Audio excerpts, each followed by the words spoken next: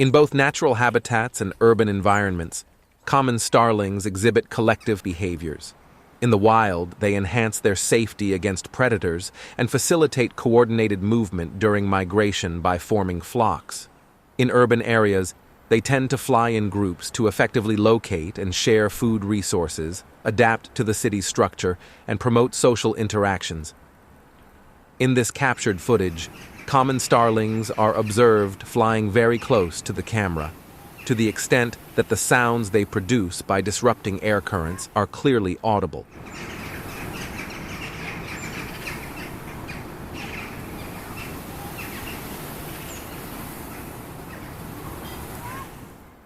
This close flight provides an opportunity to closely observe how common starlings intricately position themselves in relation to their immediate neighbors, revealing insights into the bird's remarkable spatial coordination and adaptive strategies in urban environments.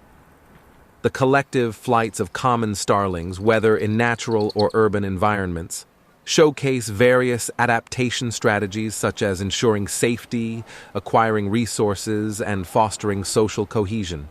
These behaviors help us understand how the birds adapt to their natural environments and integrate into urban life.